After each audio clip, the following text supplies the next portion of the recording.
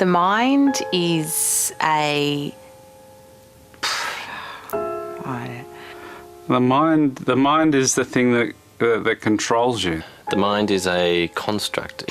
Can be your own worst enemy, and kind of, from my perspective, is it's just sort of another personality to deal with during the day.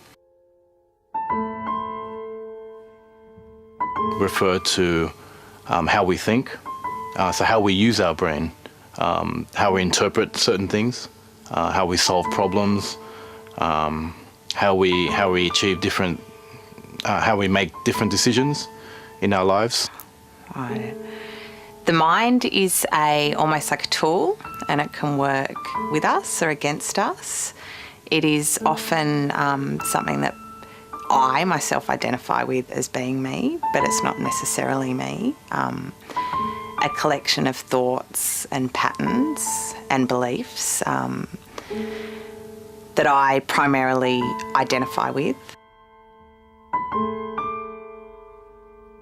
Some people think that even though we're self-aware and we are conscious now, that how do you know that this is real and this is whether you're awake and is it a dream state? I believe our consciousness refers to our soul. Consciousness, I think, is knowing that you're going to die one day.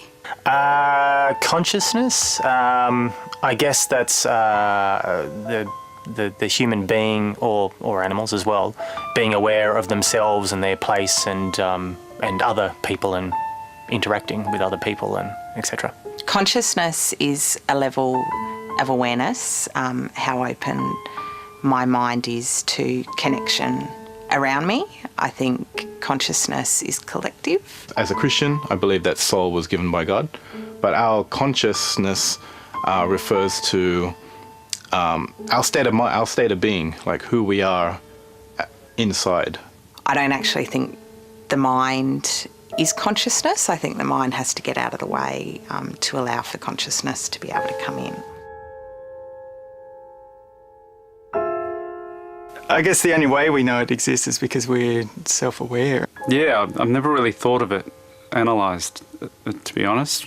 But yeah. I think we all feel and we all think we're conscious, but whether we are or not, that's another thing.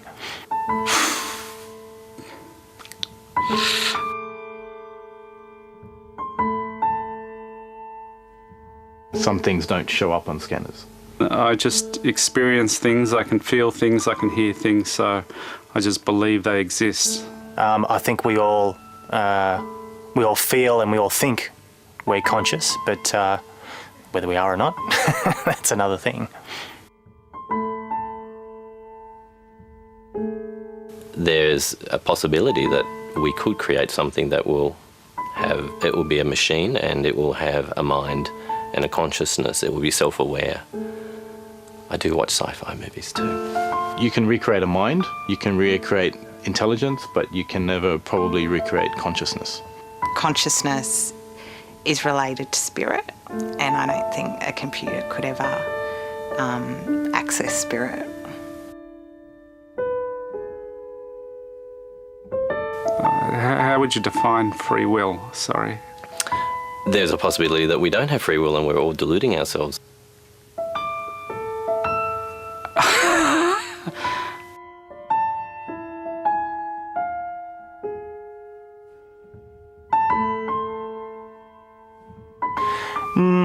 No, because it's still something that even your brain's kind of making a decision even before you realise the decision's been made.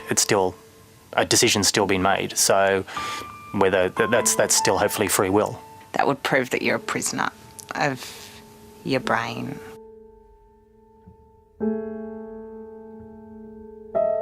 A whole host of questions would be asked, and what's the point of life? Why is this the case, and what's the point of going on? It would be just the most tremendous relief to me.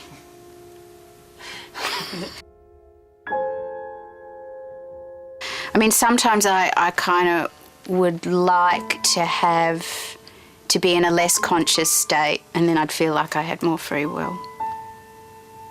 I do think we have free will. I just feel like I'd think less, I'd worry less, that I could be programmed, and I'd be able to program myself in a way where I'd say, all right, today will be a day where you will experience these kinds of emotions, these sorts of thought patterns, and you will accomplish this, and you won't experience the highs and lows of, I mean, I guess that might be sad if you didn't experience the highs and lows that are associated with free will.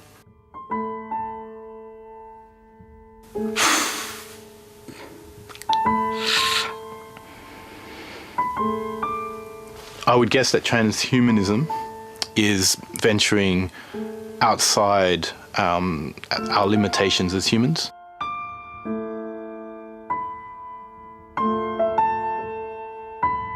But I think there's something nice about being organic and human.